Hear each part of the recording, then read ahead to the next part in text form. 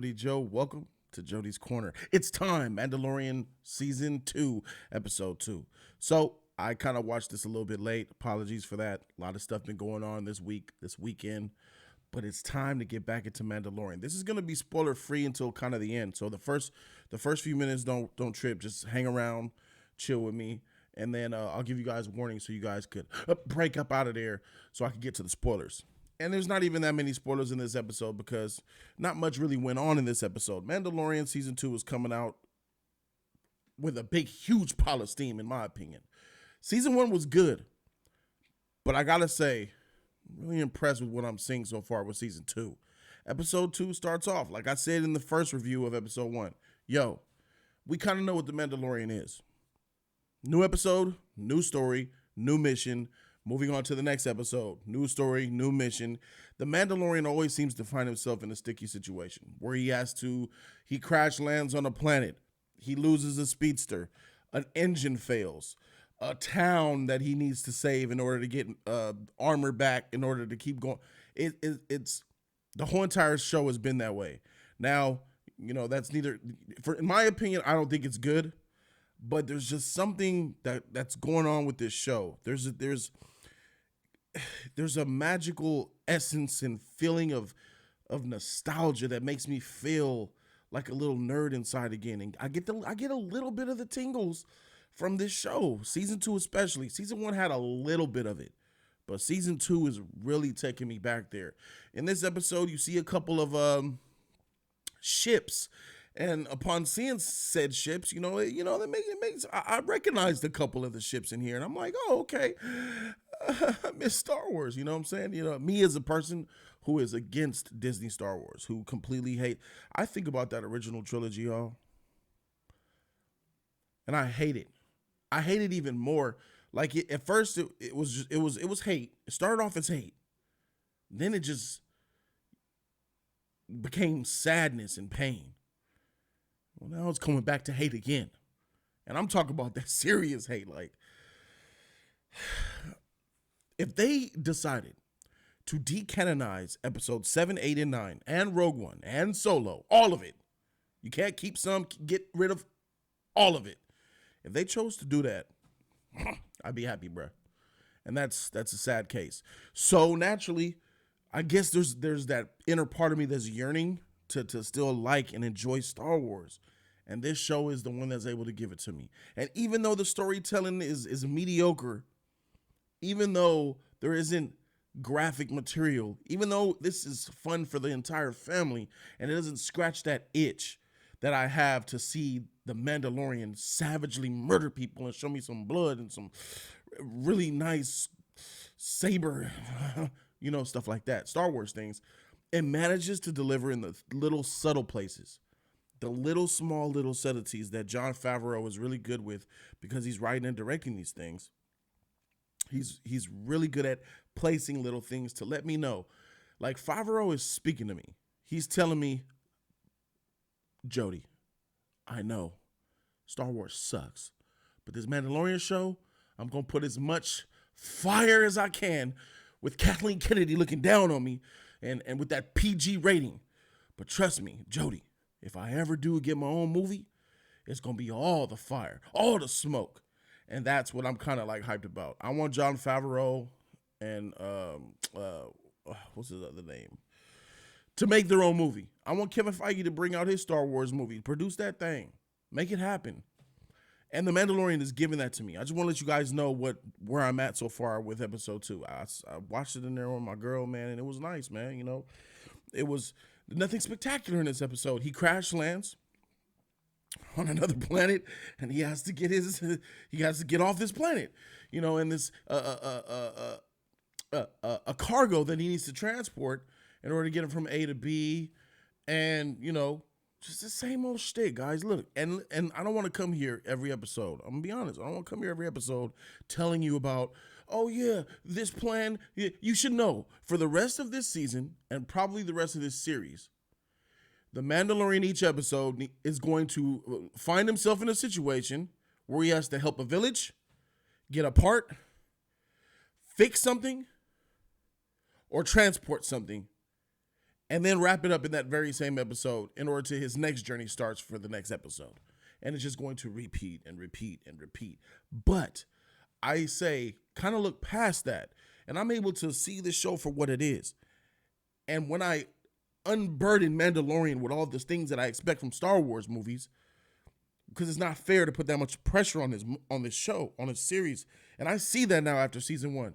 Season 1, I put Star Wars pressure on Mandalorian.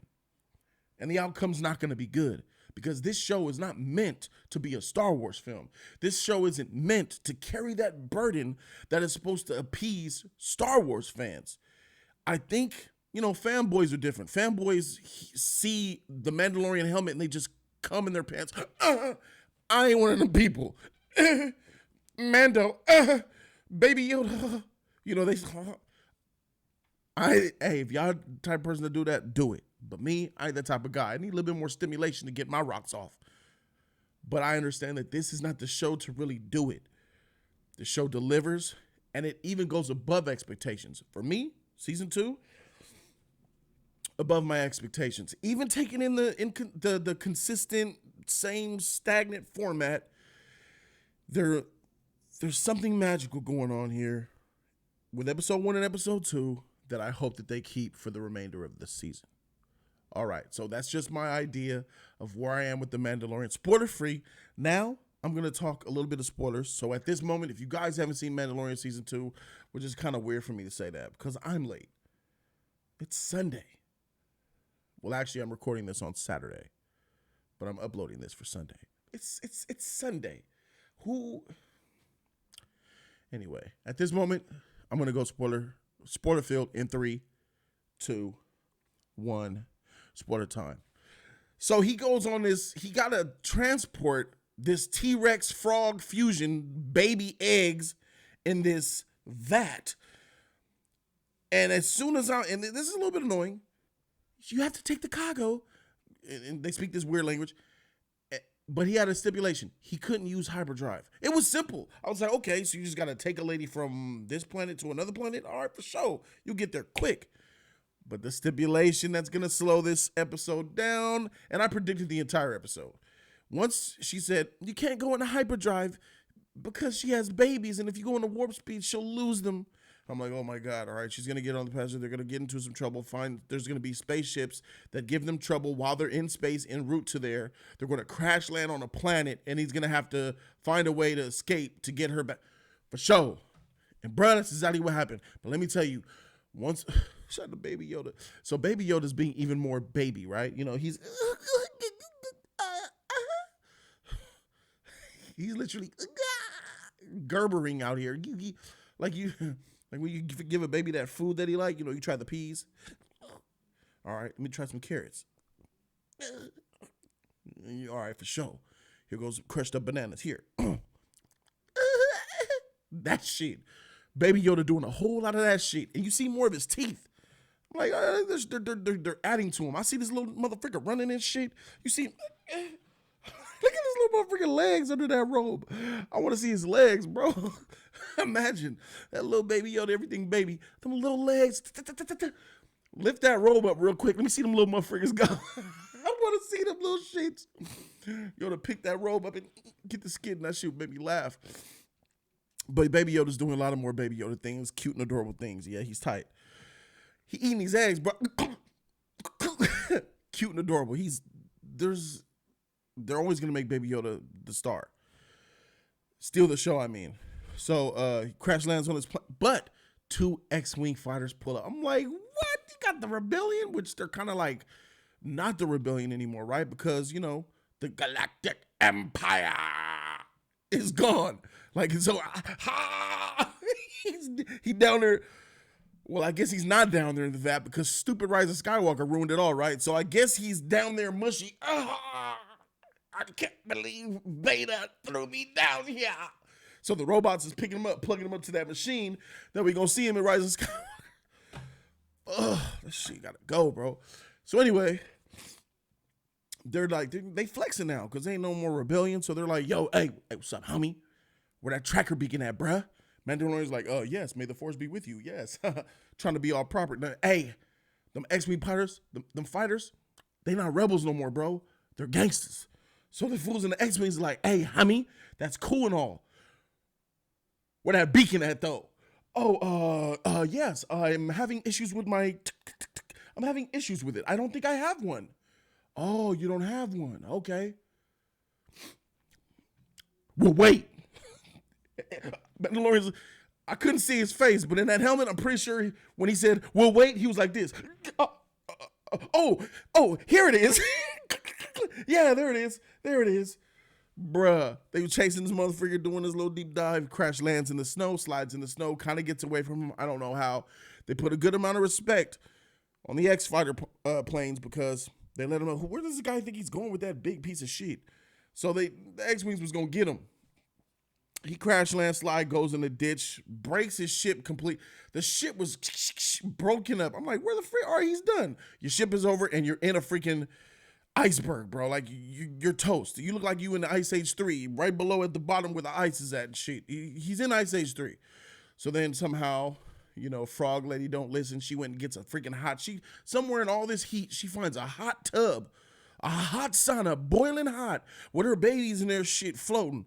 I'm like, this is weird, but it looks nice. The scenery looks good. The production value is dope. And then you see these freaking little Yoda try to, Mandalorian like, nah. So he goes over there to a little egg, opens up one of the freaking face hugger eggs, and eats that shit alive. Well, that poor thing, that poor little spider got birthed and then got ate, bro. He got taken out the egg. He was like, instant death. Yoda's a savage. So then all the other face hugger eggs come up, and all the spiders come out. Then the big spider come out, Big Bertha spider chasing them and shit. I'm like, all right, this is entertaining, but this is silly, but it's entertaining. Let's see what happens. Spiders chase him onto the thing. He doing his little blaster sheet, boom, boom. Mandalorian did an epic little move. Took 3 grenades. One on the wall, one on the wall. One on the roof. One on the roof blows up first. I noticed that. I should have blew up last. But anyway, he threw the one on the roof last. But that one on the roof blew up first to make him fall in, and then the 2 side ones effed him up. Teed him out. I thought he was dead because the tongue came out and steam came out. So whenever there's a wild beast in a film or a TV show, when a beast or whatever it is falls, slides, tongue comes out, steam, that means he's done. But this motherfucker wasn't done because he came back towards the end when the Mandalorian somehow fixed his ship by doing soldering to a door somewhere, and then that shit started to turn on. I'm like, okay, this is some of the shit, we talk about, Disney Plus. And then, motherfucker raises up like, you ain't going nowhere, bitch, come here. And then the X-Wing fighter's like, do, and it's like right at the blink of I thought it was going to be Baby Yoda doing something, but it was the X-Wing fighters. And then the X-Wing fighters come up with this bullshit story like, yeah, we heard you did this, we heard you did that. Is that true? So wait, you came, found them, waited for flew down in the hole. I just let the stuff go. It was epic though. It was nice to see. Saves the day. He somehow, with an open up compartment in the ship, sealed off in the door. They're in the cabin, floating in space with one engine, floating sideways. And that's the end. If you kind of like critique something like that as a film, if you kind of critique some of the things that go on in these episodes, then naturally you're going to be like, that's a problem. If this was a Star Wars movie, we'll be like, I don't know if this is going to exactly cut it for me. But this is Disney Plus, and we starving. We hungry out here. You them little Star Wars fans. Them little Disney sheets, them 7, 8, and 9 Rogue One sheet. No. Rogue One was supposed to show Darth Vader be Darth Vader, and they did not. We starving out here, bro. Star Wars fans out here, we hungry. Yeah, I'm big. You know why I'm big? Because I'm not like most Star Wars fans. If Star Wars ain't feeding me, I'm going to go next door neighbor's house, Marvel. I'm going to eat over there, bro. I've been eating good over there, bro. And whenever sometimes DC, the other neighbor across the street, sometimes they have good shit. I'll go over there and I eat again. So I'm back, but I'm full still. I'm big, but I'm hungry for some of that Star Wars cooking. What's up? Right now they serving out good hors d'oeuvres with this Mandalorian show. We'll see what happens when we get there. Until then, I give Mandalorian episode 2